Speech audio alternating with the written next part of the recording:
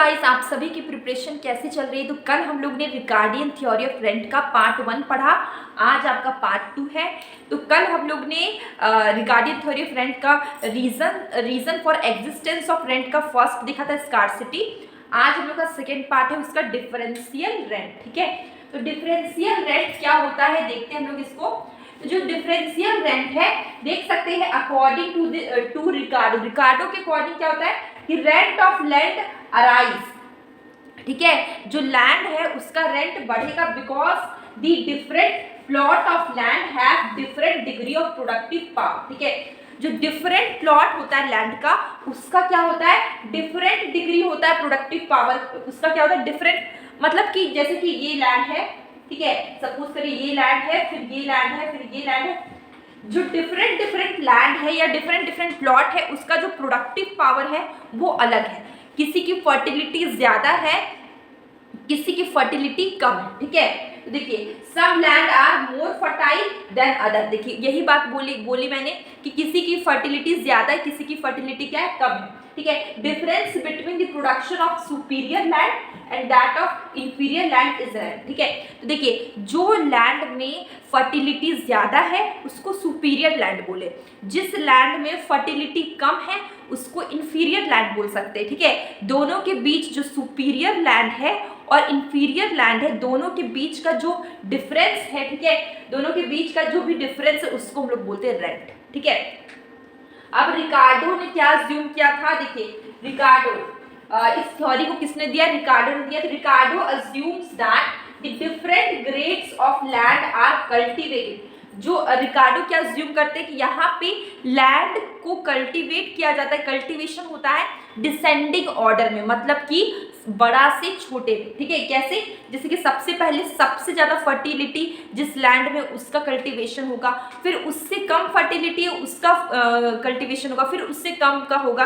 तो यहाँ पे रिकार्डो अज्यूम करते हैं कि जो डिफरेंट ग्रेड है लैंड का उसके अकॉर्डिंग कल्टीवेट होता है। सबसे ये कैसे कल्टीवेट होता है, डिसेंडिंग ऑर्डर में होता है, मतलब बड़ा से छोटा होता है।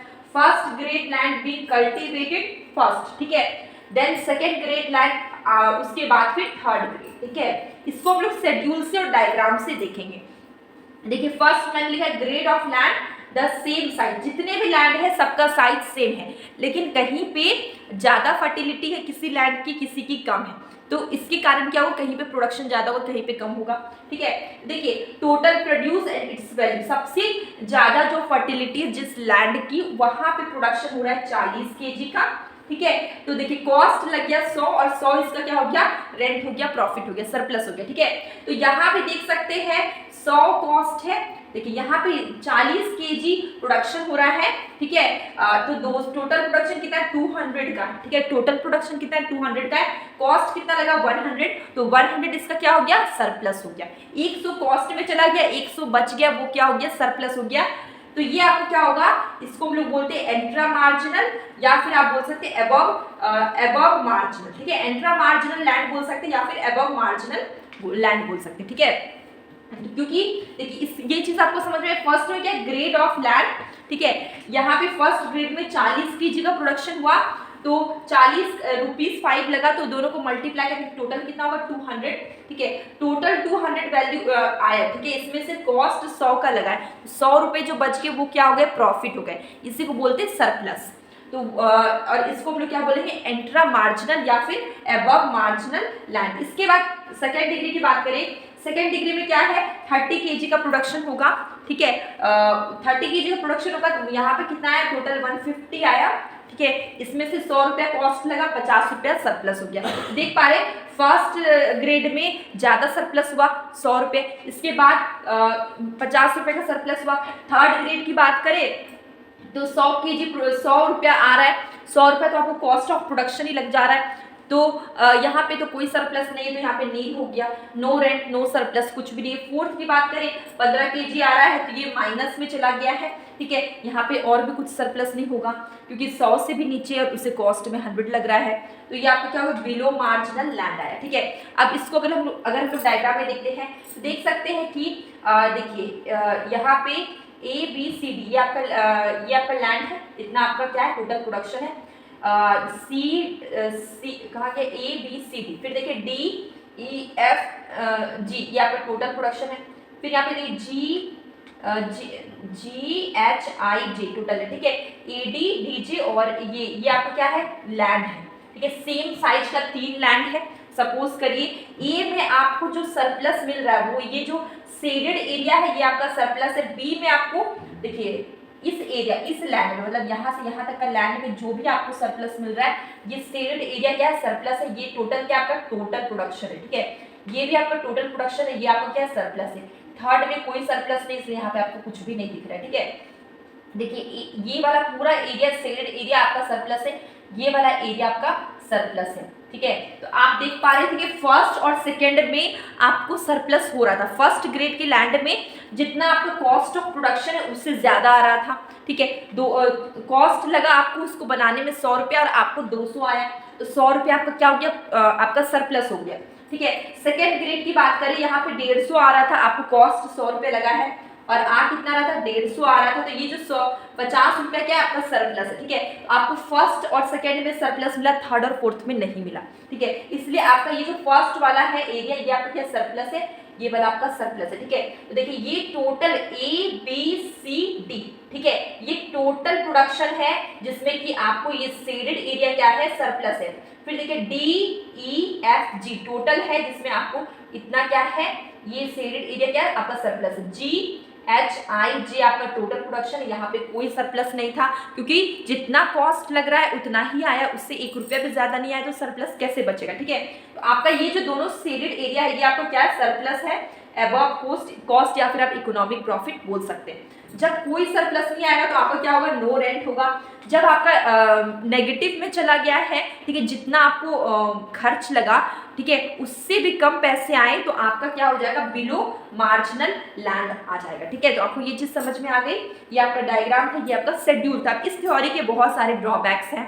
हम लोग रिकार्डियन थ्योरी में हम लोग ने रिलेशन देखा किसके बीच में, रेंट ऑफ लैंड, ठीक है, लैंड का जो रेंट है और प्राइस ऑफ वीट, ठीक है, जो भी प्रोडक्शन हो रहा है प्राइस ऑफ वीट का, ठीक है, determine by cost of marginal producer, ठीक है। तो रेंट आर जीरो, अभी हम लोग ने देखा कि रेंट हमारा इंट्रा मार्जिनल लैंड हो जाता है, ठीक है। उसके बाद हमारा नो रेंट हो जाता है, रेंट जीरो हो जाता है, फिर नेगेटिव में चला जाता है, ठीक है। तो Ricardo conclude that economic rent is not a determinant of market price, ठीक है।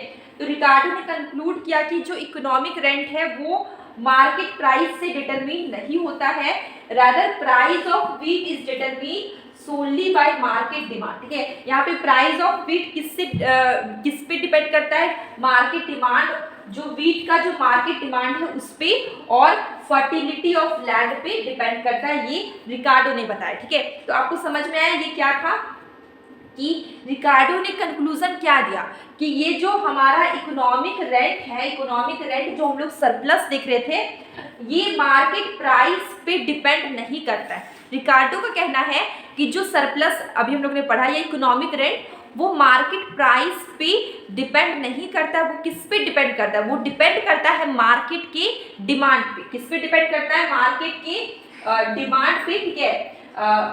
देखिए price of wheat is determine solely by market demand, ठीक है। मार्केट के डिमांड पे डिपेंड करता है। दूसरा किस चीज पे डिपेंड करता है, दूसरा है कि उस लैंड का फर्टिलिटी क्या है, ठीक है। तो ये फर्टिलिटी, लैंड की फर्टिलिटी पे डिपेंड करता है। दूसरा, फर्स्ट क्या था, मार्केट डिमांड पे डिपेंड करता है। सेकंड किस पे डिपेंड करता है, फर्टिलिटी पे, जो भी लैंड है उसका फर्टिलिटी पे डिपेंड करता है, ठीक है। तो यहाँ पे रिकार्डो ने कंक्लूजन क्या निकाला कि जो मार्केट का प्राइस है, सॉरी इकोनॉमिक रेंट है, इकोनॉमिक रेंट वो मार्केट प्राइस पे डिपेंड नहीं करता है, वो डिपेंड करता है मार्केट डिमांड पे। दूसरा फर्टिलिटी पे, जो भी प्रोडक्शन हो रहा है वीट का, उसका डिमांड क्या है और फर्टिलिटी, लैंड का फर्टिलिटी कैसा है, उस पर डिपेंड करता है इकोनॉमिक रेंट, या फिर आप बोल सकते हैं सरप्लस। तो ये पूरा थ्योरी का आपको कंक्लूजन समझ में आया। अभी मैंने कंक्लूजन बता दिया कि जो भी सरप्लस होता है, ये इकोनॉमिक रेंट होता है, वो मार्केट प्राइस पे डिपेंड नहीं करता है, वो डिपेंड करता है कि वो जो वीट का प्रोडक्शन हो रहा है उसका डिमांड कैसा है, ठीक है, प्लस लैंड की फर्टिलिटी कैसी, ठीक है, लैंड ज़्यादा अगर फर्टिलिटी है तो ज़्यादा प्रोडक्शन होगा, कम फर्टिलिटी होगा तो कम प्रोडक्शन होगा, ठीक है, जो कि हम लोग ने इससे पहले थ्योरी में पढ़ा था। अब इस थ्योरी के कुछ ड्रॉबैक्स है, बहुत सारे ड्रॉबैक्स है, मैंने यहाँ पे 4 लिए हैं। जैसे कि हम लोग ने अजम्पशन में पढ़ा था कि यहाँ पे लैंड का बस एक ही यूज है, लैंड का बस एक ही यूज है, क्या यूज है, एग्रीकल्चर या फार्मिंग, ठीक है, लेकिन ऐसा नहीं है।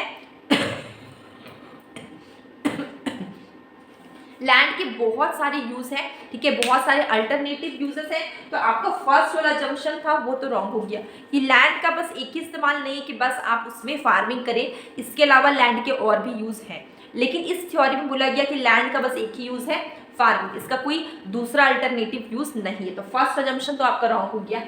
सेकेंड क्या, रिकार्डोज ऑर्डर ऑफ कल्टीवेशन। हम लोग ने इस थ्योरी में पढ़ा कि कल्टीवेशन कैसे होगा, डिसेंडिंग ऑर्डर में होगा। थोड़ी देर पहले हम लोग ने पढ़ा था कि कल्टीवेशन कैसे होगा, डिसेंडिंग ऑर्डर में, बड़ा से छोटा। तो हम लोग ने क्या किया था, शेड्यूल आप याद करिए, शेड्यूल में मैंने बताया कि सबसे पहले जो सबसे ज़्यादा फर्टिलिटी जिस लैंड में, जो फर्स्ट ग्रेड का लैंड है उस पर प्रोडक्शन होगा, फिर उससे कम फर्टिलिटी है सेकेंड ग्रेड वाला लैंड, उस पर प्रोडक्शन होगा, फिर थर्ड में होगा। तो ऐसा ज़रूरी नहीं है कि जिसमें ज़्यादा फर्टिलिटी उस पर पहले होगा कल्टीवेशन, फिर उसके बाद। तो ये वाला जो आपका अजम्पशन था ये आपका रॉन्ग है, ऐसा कुछ भी ज़रूरी नहीं होता कि जिसमें ज़्यादा फर्टिलिटी उस पर पहले प्रोडक्शन होगा। तो ये वाला तो आपका रॉन्ग हो गया। इसके बाद ये भी अजम्पशन, इसलिए ये क्या आपके रिकार्डो की क्रिटिसिज्म है, ठीक है। थर्ड क्या है, प्रोडक्टिविटी ऑफ लैंड, ठीक है, productivity of land does not depend entirely on fertility, ठीक है। तो जो किसी भी लैंड का जो प्रोडक्टिविटी है वो सिर्फ उस लैंड की फर्टिलिटी पे डिपेंड नहीं करता है, बहुत सारी चीज़ों पे डिपेंड करता है, इन्वेस्टमेंट पे डिपेंड करता है और बहुत सारे फैक्टर्स पे डिपेंड करता है, सिर्फ लैंड फर्टिलिटी पे डिपेंड नहीं करता। तो ये जो आपका अजम्पशन था, the productivity of land does not depend entirely on fertility, हम लोग ने पढ़ा कि इस थ्योरी में कि जिस लैंड में ज़्यादा फर्टिलिटी वहाँ पे ज़्यादा प्रोडक्शन होगा, जहाँ पे कम फर्टिलिटी वहाँ पे कम प्रोडक्शन होगा, लेकिन सिर्फ इंटायरली फर्टिलिटी पे डिपेंड नहीं करता, इन्वेस्टमेंट में भी डिपेंड करता है। तो ये अजम्पशंस आपके गलत हो गए, ठीक है। इसके बाद है, critics have pointed out of land does not possess any original and indestructible power, ठीक है। लैंड है उसका मतलब कि वो कभी डिस्ट्रॉय नहीं होगा, कभी ख़त्म नहीं होगा, ठीक है, उसके पास पावर है, अनडिस्ट्रक्टिबल पावर है सॉइल का, ऐसा अजम्पशन हम लोगों ने किया था, लेकिन ऐसा नहीं है।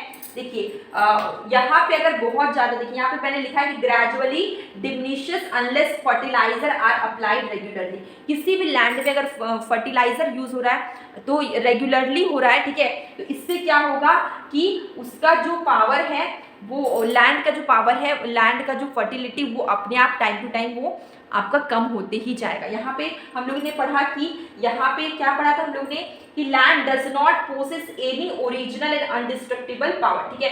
लैंड कभी उसके पास वो मतलब कभी डिस्ट्रॉय नहीं होगा, ठीक है, उसका सॉइल का पावर, लेकिन ऐसा नहीं, अगर रेगुलरली फर्टिलाइजर यूज करे, ठीक है, अप्लाई करे, तो उसका क्या होगा, लैंड का फर्टिलिटी कम हो जाता है। तो ये भी आपका, ये भी एक क्रिटिसिज्म था। इस ऐसे और भी बहुत सारे क्रिटिसिज्म है जिसमें कि हम लोग ने 4 किया है, ठीक है। तो ये हमारा थ्योरी था जो कि 2 पार्ट में मैंने किया है। फर्स्ट पार्ट जो आपका कल आ गया था, ये इसका सेकंड पार्ट है, ठीक है, रिकार्डो की थ्योरी का। तो ये आपका चैप्टर यहाँ पे कंप्लीट हो जाता है और इस पे हम लोग ने क्वेश्चंस किए थे, इसलिए मैंने ये टॉपिक को करवा दिया। तो अब हम लोग मिलेंगे कल एक न्यू वीडियो में, और डेली मैं शॉर्ट वीडियो डालती हूँ जिसमें कि मैं क्वेश्चंस पूछती हूँ, आप उसका आंसर ज़रूर करें।